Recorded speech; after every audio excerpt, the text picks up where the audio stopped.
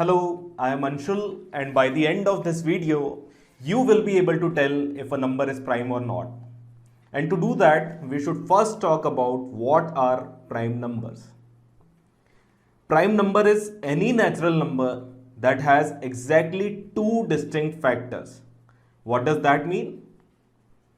Any number from 1, 2, 3, 4 and so on that is only divisible by 1 and itself.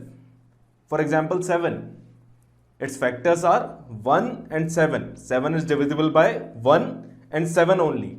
1 is a factor for all the numbers, and obviously 7 will be divisible by itself, as any number is divisible by itself. But then there should not be any other factor. Two factors, so it is a prime number. 37. Again two factors, 1 and 37. It's a prime number. What about 1? Only one factor, that is 1 itself. So it is not a prime number. Now as 1 is not a prime number, we have 2 as the lowest prime number. But why is it the only even prime number? Because for all other even numbers such as 4, 6, 8 and so on, 2 is always going to be one of the factors. 2 will always divide all other even numbers. So we have one factor as 1. That is always there. It is a factor of all the numbers. Then we have another factor 2 as the number is even. And then the even number itself will also be a factor of itself. So we have 3 factors and counting. So it is not a prime number. So 2 is the lowest prime number as well as only even prime number. Next, 3 is the lowest odd prime number. Need not explain that. Okay, they end in 1, 3, 7 and 9. Cause ending in 2, 4, 6 and 8 will make them even, and cause they are even, they won't be prime. Point number 2 that we have just discussed. Got it?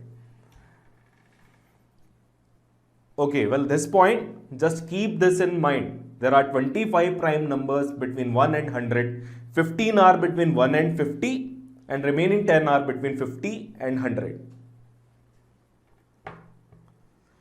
All prime numbers greater than 3 can be written as 6n plus minus 1. Another thing to keep in mind. Let's verify this for a prime number. Say 137. 137 is a prime number. It is what? 138 minus 1. And that is 6 into 23 minus 1. This is 6n minus 1 format. Similarly, every prime number could be written in 6n plus minus 1 form. However, every number in 6n plus minus 1 form is not a prime. It's a one-way road.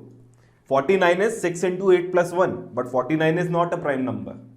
So this 6n plus minus 1 condition, can we say that this condition is necessary for a number to be prime, but not sufficient? Let us see why this happens. Any number, pick any number, it could be written as 6n or 6n plus 1 or 6n plus 2 or 6n plus 3 or 6n plus 4 or 6n plus 5. You pick any number. It could be expressed in any one of these formats. Let's say 25.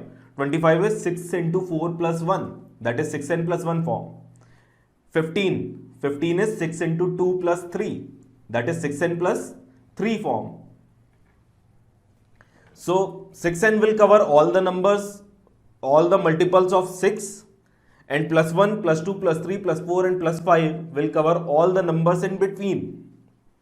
Out of these numbers, numbers of the form 6n plus 2 and 6n plus 4 will always be divisible by 2.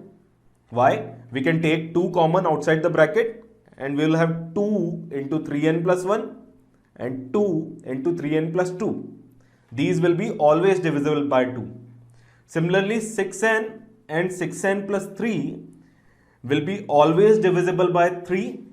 We can take 3 common and they will be always divisible by 3. So here only numbers that remain indivisible are 6n plus 1 and 6n plus 5. So these will be the numbers representing prime numbers. In 6n plus 5, just add 6 and subtract 6. We can do that, right? Add 6 and subtract 6.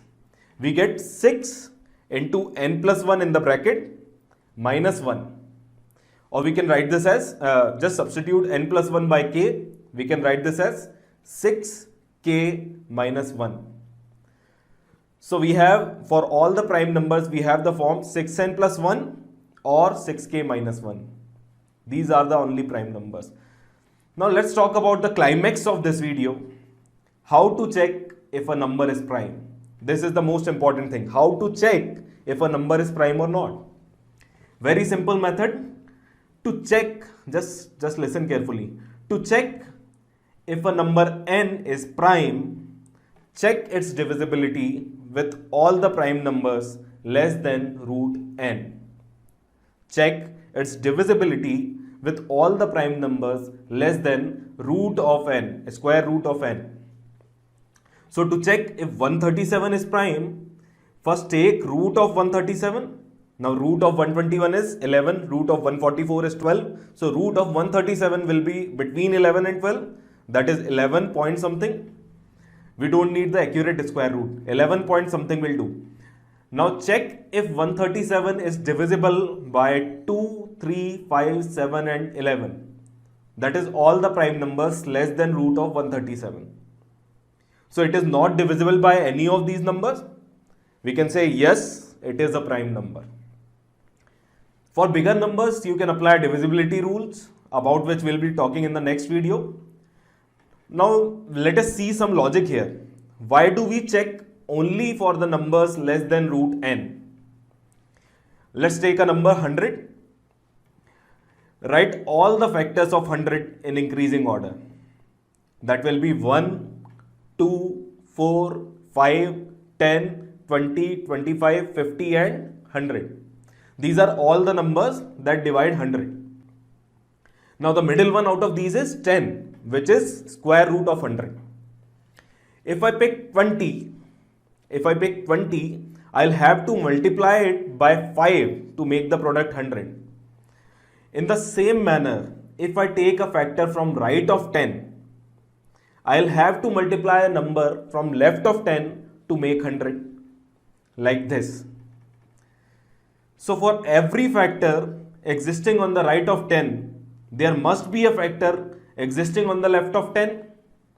And all that we have to do is check if there is a factor between 1 and root n. Because if there is no factor there, there won't be a factor between root n and n. Well, this is the reason why we check for divisibility by primes less than root n. We'll talk about this more when we discuss factors in detail. For now, this much will do. Now, before we wrap up this session, let's discuss a few more definitions. Composite numbers. What are they? They are numbers that are not prime. As simple as that. Or we can say numbers that have more than 2 factors. Or we can say numbers that have factors other than 1 and the number itself. Prime numbers had 2 factors, 1 and the number itself. So composite numbers are numbers that are not prime. They are numbers that have factors other than 1 and number itself. See, 1 is neither prime nor composite. We have seen this first point of the first screen. 2 and 3 are primes. So composite numbers start from 4 and they are 4, 6, 8, 9, 10 and so on. 4, 6, 8, 9, 10 and so on. Next is twin prime. Twin prime is a prime number that is either 2 less or 2 more than the another prime number. For example, 29 and 31. They are pair of twin primes. As they both are prime numbers, the number has to be prime first of all. So they both are prime numbers and they have a gap of 2. Co-prime numbers, or we can say relatively prime numbers, or we also call them mutually prime numbers, are pair of 2 numbers that have no factor in common except 1. Now it is not necessary that the 2 numbers have to be prime. 15 and 16.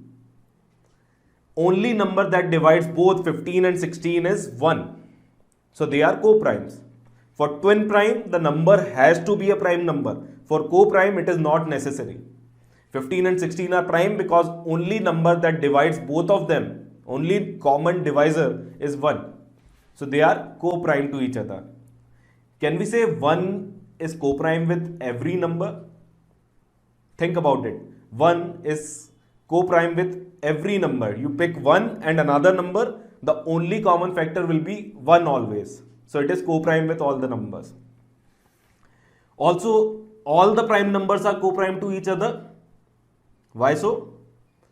As every prime number have only two factors, 1 and the number itself.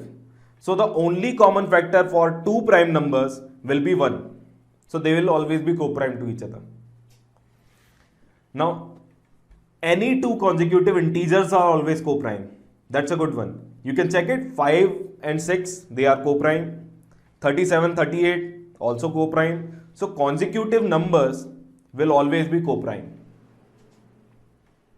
Now one last property for co-primes.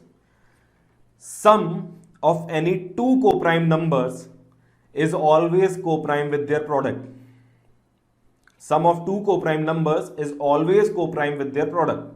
You can check that one too. Just pick some random numbers, pick some co-prime numbers and check this property. Now, what was the use for all these definitions, all these properties that we went through? Well, they will never be asked directly, but these terms could be mentioned in the questions, right?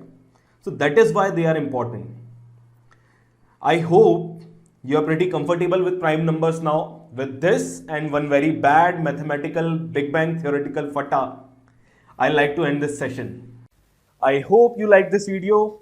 If you like this video, then please give it a huge thumbs up. Subscribe and hit the bell icon so that you get notified when the next helpful video is out.